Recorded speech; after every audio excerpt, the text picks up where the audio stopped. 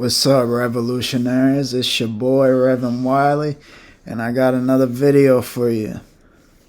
In today's video, I will be giving you my thoughts on the preface of the 48 Laws of Power. In this video, I'll give you a summary, then my thoughts, then a review, then a rating. I have it written out here on my Google Doc, so you're going to see that. So without further ado, let's get into it. In the preface, Mr. Green has all the laws listed out. Then we get to the meat of things and we see some paragraphs. Let me know if you guys want my thoughts on my favorite laws in the 48 Laws of Power. But here's the preface with the meat of things, guys.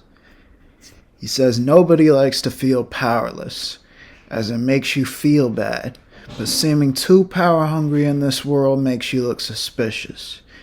You have to seem like a decent and fair person. He relates the game of power dynamics to life in the aristocratic courts. Shoot, I know some of these politicians in the USA and politicians over the world feel like that. They feel like it would be feel like it's crazy.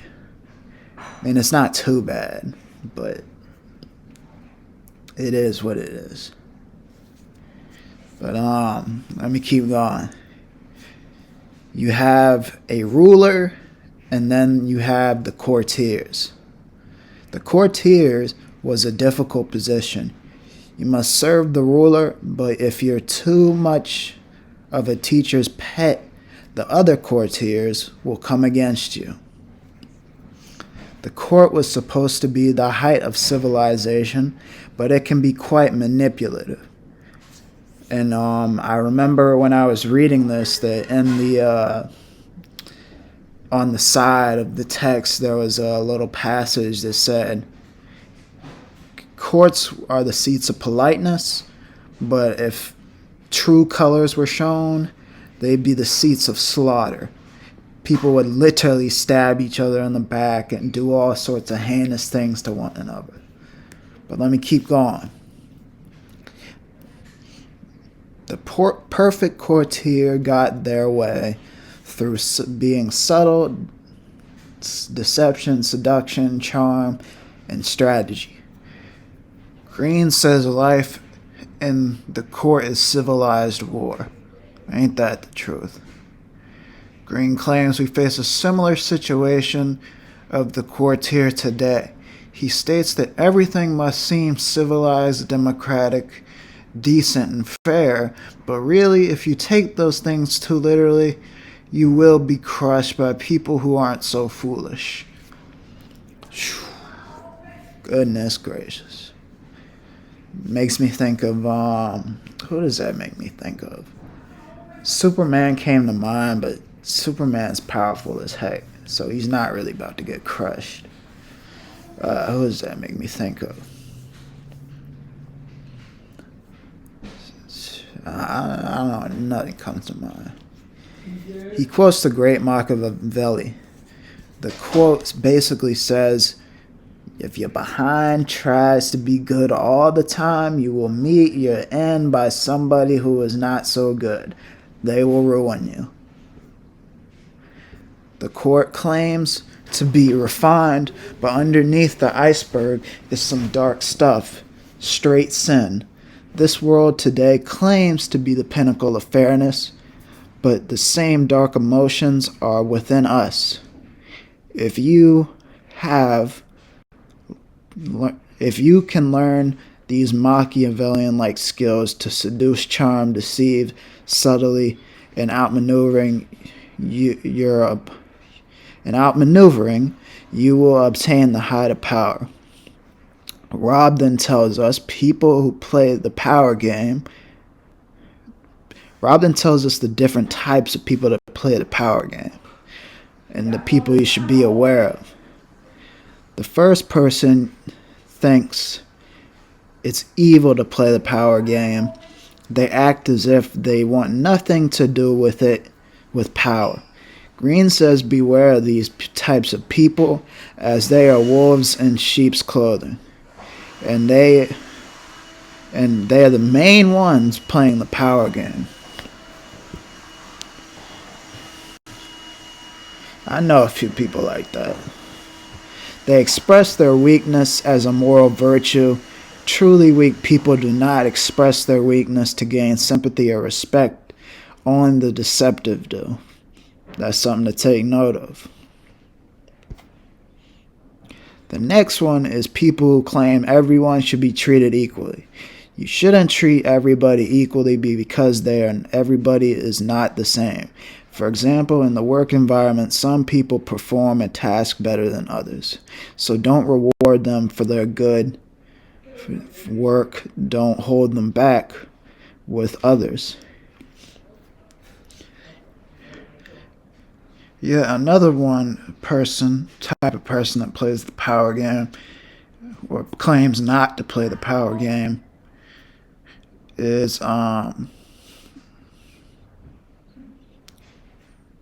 being honest. People who try to be honest. Some try to avoid the game by being perfectly honest. Being this way, you will upset a lot of people, of which will try to hurt you. Few might applaud you, but most won't. Sounds like... Nah, I'm not gonna say that. Then there's the naive. They claim to be naive to the show. They are not after power. Beware of these people, for they are the ones who can be most after power. It is an effective ruse. Seems dumber than your opponent. Seem dumber than you really are. The editor puts it perfectly at the end. Those who display innocence are the least innocent of them all. Those are all the opt-outs. Next, Mr. Green relates the world to a giant court. He says it is better to learn the game than to opt out because opting out makes you powerless. And as stated earlier, powerless will make you miserable. It's like those people that have nothing. The people have absolutely nothing, and they got ressentiment, as Friedrich Nietzsche says. They're miserable, they're slaves, they're weak, sickly human beings that have nothing and just feel horrible. And it's like a festering curse. But anyway, so learn the game.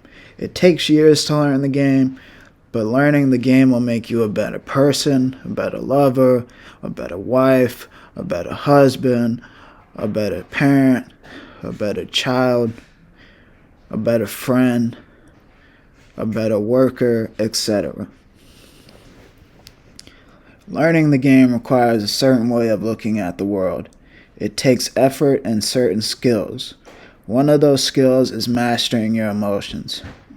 Anger and love are the main ones that can blind you. You can't and shouldn't suppress these feelings, but you should be careful how you express them. Mr. Green says some other things, like a wise man looks at his past and learns from it. He relates to the double-faced Roman goddess Janus, who looks in the past and the present. He also says look into your future and plan for things. Nothing should catch you off guard. You should be constantly planning, constantly plotting, constantly looking at problems, constantly thinking of solutions for problems, etc. He also says to look to the past, your past and historical figures of the past, and learn from them. He states that the laws have a simple premise. Certain actions almost always increase one's power. Certain actions can also decrease one's power. He calls the decrease of power a transgression of the law. The transgressions of the law can ruin you. The last couple of paragraphs, he says how you can read the book. He says you can read it all the way through, or it could be skimmed through. And that's it for the summary. Now here are some of my thoughts. I can relate to a lot of the stuff in the preface. It is very well written and addicting to read. Like, I could reread it right now because I haven't read it in a while. But there's some good quotes saying that the courts are seats of politeness, but if manners didn't interpose, they would be the seats of slaughter. Lord Chesterfield made that quote. And page XIX has one of my favorite paragraphs. It says, "The world is a giant scheming court. It's better to play the game than to not to. It will make you a better person if you know how to deal with power." And some more of my thoughts. I'm definitely going to use these principles in a lot of my films, such as Power Rangers. It's called the 48 Laws of Power, Power Rangers, Power. You get it, you get it. And I was watching a Robert Greene video on YouTube, and he was like, I can't remember exactly what the video was about, but he was like, it drives him crazy, this notion of good and evil in these movies, how they're always saying to be good. But like he said earlier, if you try to be too good in this world, if you try to be innocent, if you try to be harmless, that's not a good thing. That's not a good thing at all. You gotta don't be good, don't be bad, be natural. Don't be anti-natural, as Friedrich Nietzsche says. Be natural and have a natural morality. Do some good and do some bad when it's needed. But yeah,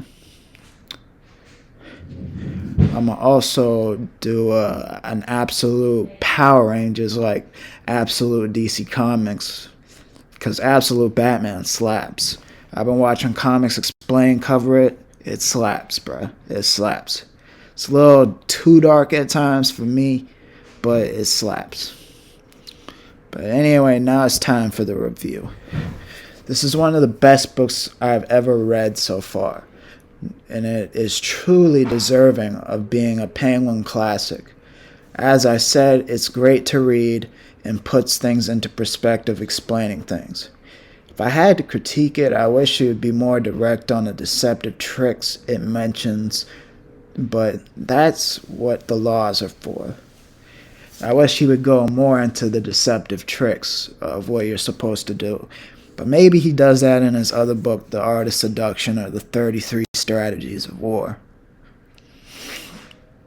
But overall, it's an outstanding read.